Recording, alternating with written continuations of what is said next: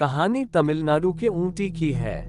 ऊटी में नवंबर का महीना बहुत ठंडा होता है। उस रात बेहद ठंड थी। सिटी वेलिंगटन के बस टर्मिनल में स्थानीय सिटी बस मेट्रोपालियम की अपनी अंतिम यात्रा पूरी करने के लिए तैयार थी। जब बस टर्मिनल से बस रवाना हुई तो बस यात्रियों से पूरी तरह भरी हुई थी। लेकिन जब बस रुकी तो एक एक कर सभी हथियारबंद होकर जाने लगे। ऐसे में अब अंतिम शहर जाने के लिए सिर्फ 7 पड़ाव और बचे हैं। अब उस बस में कोई नहीं है। उस बस में एक ड्राइवर जो करीब 40 साल का था और एक बस कंडक्टर एक युवक था। बस का प्रबंधन तमिलनाडु के स्थानीय राज्य परिवहन द्वारा किया गया था। इसी तरह उस रात ड्राइवर और कंडक्टर के साथ बस उस रूट पर अकेली जा रही थी। उस सर्द रात में उस रास्ते में कोई नहीं था। बस का ड्राइवर और कंडक्टर ही जा रहा था। अब बस स्टॉप पर रुकती है। वहां कुल 4 लोग बस में सवार हुए। इनमें एक 19 वर्षीय युवती दर्शनी भी थी, एक युवा जोड़ा जिसकी उम्र 20 और 25 साल थी, और दर्शनी के स्कूल के सहपाठी आर्यन चिन्नमपलयम पोलाची का एक 20 वर्षीय युवा लड़का। तो उस बस स्टॉप में कुल 4 लोग सवार थे। अब उस बस में ड्राइवर और कंडक्टर को मिलाकर कुल 6 लोग सवार थे। बस में चढ़ते ही दर्शनी बीच की सीट पर बैठ गई। आर्यन उसके सामने बैठ गया। वे युवा जोड़े ड्राइवर की सीट के पीछे बैठे थे। अब बस अपने मंजिल तक पहुंचने के लिए केवल 6 स्टॉप पीछे थी। चूंकि यह उस रूट की आखिरी बस है, इसलिए रात बहुत हो चुकी थी। इतना ही नहीं, बाहर बहुत ठंड थी और लगातार बर्फ गिर रही थी। सड़क पर कार, ट्रक और यहाँ तक कि मानव तस्करी जैसे वाहन नहीं हैं। केवल यही बस उस सड़क पर अकेली चल रही थी। चूंकि बस में कम लोग थे, इसलिए पूरी बस में सन्नाटा छाया हुआ था। इतना ही नहीं, चूंकि जिस इलाके में बस चल रही है वह घने जंगल और कई तीखे मोड़ों पहाड़ी सड़क होने के कारण से घिरा हुआ है। बस के इंजन की आवाज ही सुनाई दे रही थी। दोस्तों, इससे पहले कहानी सुनाओ, आपसे हाथ जोड़कर निवेदन है, प्लीज मेरे चैनल को सब्सक्राइब करें।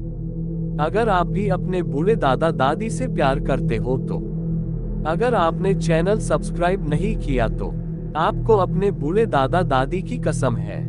जब बस घने जंगल और तीखे मोड़ों से गुजर रही थी तो अचानक बस ड्राइवर के मन में ख्याल आया, आज ऐसा क्यों हो रहा है।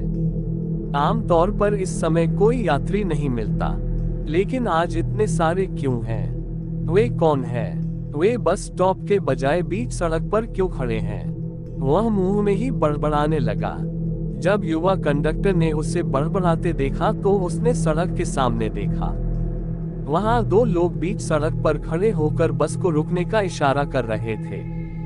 दरअसल अब ये ड्राइवर की मर्जी है कि वह बस को रोके या नहीं, क्योंकि वे बस स्टॉप पर नहीं बल्कि बीच सड़क पर खड़े हैं। लेकिन बाहर ठंड के मौसम के कारण और यह रास्ते से बाहर की आखिरी बस है। मान लीजिए कि अगर उनकी बस छूट जाती है तो उन्हें नहीं पता कि उन्हें अगली बस के लिए कितनी देर प्रतीक्षा करनी होगी। तो हल्के दिल वाले कंडक्टर ने ड्राइवर से कहा कि वे उन्हें ऊपर चढ़ा दें, क्योंकि यह आखिरी बस थी। अगर हम उन्हें नहीं चढ़ाते हैं तो कोई दूसरी बस नहीं होगी, उसने कहा और बस को रोकने के लिए विनती की। चालक को शुरू में डर था कि वे चोर हो सकते हैं और वे उनके साथ कुछ बुरा कर सकते हैं। बाद में उसने उन 2 लोगों के पास बस रोक दी जो घने जंगल में खड़े थे, क्योंकि वहां बहुत अंधेरा था और बस के अंदर और बाहर पर्याप्त रोशनी नहीं थी। वे स्पष्ट रूप से नहीं देख सकते थे कि बस के बाहर क्या है, इसलिए वे बाहर खड़े लोगों से बात नहीं कर सके। वे बस की पिछली सीढ़ियों से चढ़ रहे थे। सवार होने के बाद ही उन्हें पता चला कि बाहर 2 नहीं बल्कि 3 लोग खड़े थे, और उन तीनों में से 2 लोगों ने एक व्यक्ति को अपने बीच में पकड़ रखा था। तीनों ने ऊटी की बेहद पुरानी और ट्रेडिशनल ड्रेस पहन रखी थी, इसलिए वे अपना चेहरा ठीक से नहीं देख पाए। फिर भी दोनों लोगों के चेहरे बेहद फीके नजर आ रहे थे। बस में चढ़ते ही वे बस की आखिरी सीट पर बैठ गए। अब बस में ड्राइवर और कंडक्टर को छोड़कर बाकी 4 लोग उन्हें देखकर डरने लगे। बस के अंदर एक असहज और डरावना माहौल बन गया था। युवा कंडक्टर ने कहा उन यात्रियों से, डरो मत, इस कस्बे में कई शूटिंग फिल्म उद्योग हैं। इसलिए हो सकता है कि वे शूटिंग खत्म करके लौट आए हों, या हो सकता है कि उन्होंने ज्यादा शराब भी रखी हो, इसलिए उन दो लोगों ने उस आदमी को पकड़ रखा है। क्योंकि आपने उनकी पोशाक देखी है, उनके पास इसे बदलने का समय भी नहीं था। बीच का व्यक्ति भारी नशे में लग रहा है, उसे होश ही नहीं था। मैंने ऐसे कई लोगों को बस कंडक्टर के रूप में देखा है, मेरे पास ऐसे कई अनुभव हैं, इसलिए उसने सभी से डरने के लिए नहीं कहा। यात्रियों को ये भी पता है कि शहर में कई ऐसे लोग हैं जो फिल्म उद्योग में हैं, तो उन्होंने सोचा कि जैसा उसने कहा था वैसा ही था। तो एक को छोड़कर सभी निश्चिंत और सामान्य थे, और ये दर्शनी थी। दर्शनी अभी भी घबराई हुई है। वह उन तीन लोगों को देखती रही जो पीछे बैठे थे। चूंकि अगले बस स्टॉप पर कोई नहीं है और चूंकि बस में कोई नहीं चढ़ा, इसलिए बस चलती रही। अब ड्राइवर के पीछे बैठे युवा जोड़े अपने स्टॉप पर पहुंचे तो उतर गए। युवा जोड़ों को पता नहीं क्या था, लेकिन बस से उतरते ही उन्हें राहत महसूस हुई। उन्हें लगा जैसे वे किसी बड़े खतरे से बच गए हैं जिस बस ने उन्हें उतारा। अब ड्राइवर, लेडी कंडक्टर और दर्शनी, उनके सामने आर्यन बैठा था और वो तीन लोग जो बस की आखिरी सीट पर बैठे थे। अब बस में वे ही थे। जब वह बस जा रही थी तो अचानक दर्शनी उठ खड़ी हुई और आर्यन को देखा जो उसके सामने था और कुछ पागलों की तरह चिल्लाने लगी। उसने पूछा, आर्यन, मुझे सच बताओ, जब आप बस में चढ़े तो आपने मेरा पर्स चुराया है या नहीं? मेरा पर्स गायब है, और उससे अपना पर्स वापस करने को कहा। अचंभित आर्यन ने कहा, हे दर्शनी, मैं आपका पर्स कैसे चुरा सकता हूँ? क्या तुम पागल हो? मैं आपके सामने बैठा हूँ, मैं इसे कैसे चुरा सकता हूँ? मैंने पर्स नहीं चुराया है। ये देख कंडक्टर आया और पूछा कि क्या हुआ। इस पर दर्शनी ने कहा कि उसने उसका पर्स चुराया है। स्थिति को समझने वाले कंडक्टर ने उससे कहा, यहाँ देखो। निश्चित रूप से उन्होंने इसे नहीं चुरा है, वह आपके सामने बैठा था। मैडम, वह आपका पर्स कैसे चुरा सकता है?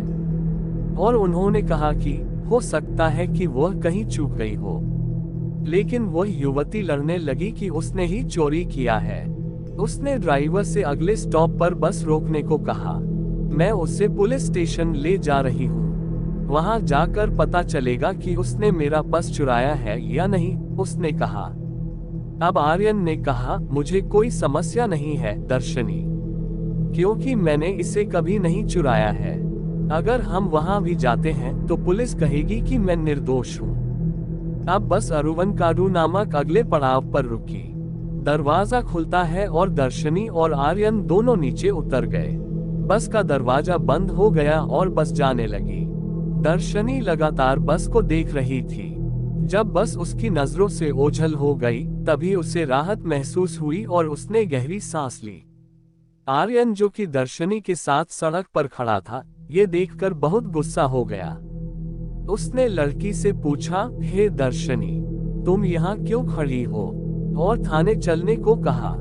दर्शनी ने कहा कि वे पुलिस के पास नहीं जा रहे हैं। तब आर्यन ने पूछा कि क्या तुम सच में पागल हो? उसने उससे पूछा, यह मेरे लिए आखिरी बस थी, मैं होम टाउन कैसे जाऊंगा?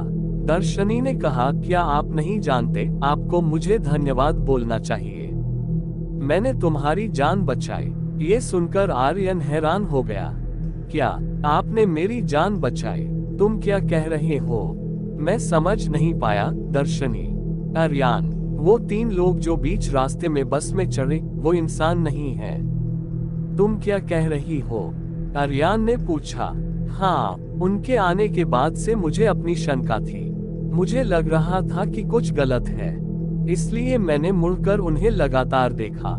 तभी अचानक बस में हवा का झोंका आ गया और उनके कपड़े थोड़े ऊपर उठे हुए थे। उस समय मैंने उन्हें देखा, उनके पैर नहीं हैं। पहले मैंने सोचा कि यह कोई कल्पना या भ्रम होगा, लेकिन फिर जब मैंने इसे ध्यान से देखा तभी मुझे पता चला कि यह कोई इंसान नहीं है, ये कुछ और है। दर्शनी की यह बात सुनकर आर्यन बुरी तरह चौंक गया और तनाव में आ गया। ये निश्चित रूप से केवल भूत थे। मैंने न सिर्फ अपनी बल्कि आपकी जान बचाने के लिए कहा कि मेरा पर्स गायब है और आपने लिया है, और हम अगले स्टॉप पर यह कहकर उतर गए कि हम थाने जा रहे हैं। तो कोई भी हम पर और सबसे महत्वपूर्ण उन 3 लोगों पर शक नहीं करेगा। जन्नी और आदित्य के बाद आप हमारे स्कूल के दिनों में मेरे सबसे करीबी दोस्तों में से एक हैं। इसलिए केवल मैंने तुम्हें बचाया क्योंकि मैं एक अनमोल आत्मा को खोना नहीं चाहती थी, दर्शनी ने कहा। और आर्यन ने तुरंत क्या कहा, तो आप बस के चालक दल के सदस्य को बता सकते थे, हम उन्हें भी बचा सकते थे, दर्शनी। उसके लिए, दर्शनी ने कहा, मैंने उस कंडक्टर आर्यन को पहले ही बता दिया था, लेकिन जब मैंने कहा तो उसने कहा कि यह मेरा भ्रम था, और उसने ये भी कहा कि मुझे डरना नहीं चाहिए। अब आर्यन ने उससे पूछा, ठीक है, हम अब क्या कर सकते हैं? दर्शनी ने कहा, आर्यन, हम पुलिस स्टेशन जा सकते हैं। दोनों जो कुछ हुआ था उसे बताने के लिए दोनों थाने गए। जब वे थाने गए तो उन्होंने पूरी घटना की जानकारी दी, लेकिन कौन सी पुलिस उनकी बताई कहानी पर विश्वास करेगी? इसलिए उन्होंने रिपोर्ट दर्ज नहीं की, बल्कि उन्होंने कहा कि वे इसकी देखभाल करेंगे और उन्हें उनके घर भेज दिया। आर्यन और दर्शनी दोनों घर चले गए। अब अगले दिन 15 नवंबर 2018 की सुबह वेलिंगटन में बस टर्मिनल के अधिकारियों ने देखा कि बस अपने मंजिल तक नहीं पहुंची। इतना ही नहीं, बस को आखिरी बार तब देखा गया था जब वह अपनी मंजिल से 4 स्टॉप पहले थी। उसके बाद बस को किसी ने नहीं देखा। उन्होंने वेलिंगटन पुलिस स्टेशन में एक आधिकारिक शिकायत दर्ज की बस और चालक दल के सदस्य गायब थे। तो उन्होंने सभी थानों को बस के क्रॉस होने की सूचना दी। इस तरह 14 नवंबर की रात सूचना उस थाने में आई जहां दर्शनी और आर्यन ने शिकायत की। तुरंत पुलिस अधिकारी ने दोनों को बुलाया और उस रात जो हुआ उसका बयान दर्ज किया। उसके बाद ये खबर पूरे ऊटी में फैलने लगी। दर्शनी और आर्यन ने मैगजीन को इंटरव्यू देना शुरू किया। ये उस दिन के अखबारों की सुर्खियां थीं। अफवाहों ने कहा कि बस को टेलीपोर्ट किया गया था, लेकिन अगले दिन यानी घटना के 2 दिन बाद बस का ठिकाना मिल गया। जहां से बस मिली थी उस जगह से 85 किलोमीटर दूर जहां महिला और युवक दोनों उतरे थे, यानी विपरीत दिशा में जहां बस वास्तव में जाना चाहती है, और वह भी भवानी नदी में डूबी हुई स्थिति में मिली। साथ ही उस बस में 5 लाशें भी थीं। उन्होंने तुरंत बस को नदी से बाहर निकाल लिया। अब डॉक्टर, पुलिस और अन्य लोग थे। 5 शवों को बस से बाहर निकाला गया। ये देख वहां खड़े सभी लोग हैरान रह गए, क्योंकि उन 5 लाशों में से सिर्फ ड्राइवर और कंडक्टर की लाशें ही सही थीं और सामान्य, लेकिन उन तीनों लोगों के शव बेहद सड़ी गली हालत में थे, यानी कई दिनों तक एक ही जगह में छोड़ दिया गया हो। और दोस्तों, आपसे भी गुजारिश है, आप भी इतनी रात को कहीं नहीं जाया करें। दोस्तों, कहानी कैसी लगी कमेंट में बताएं, और कहानी अच्छी लगी हो तो चैनल को सब्सक्राइब करें और वीडियो को लाइक और शेयर करें। Thanks for watching.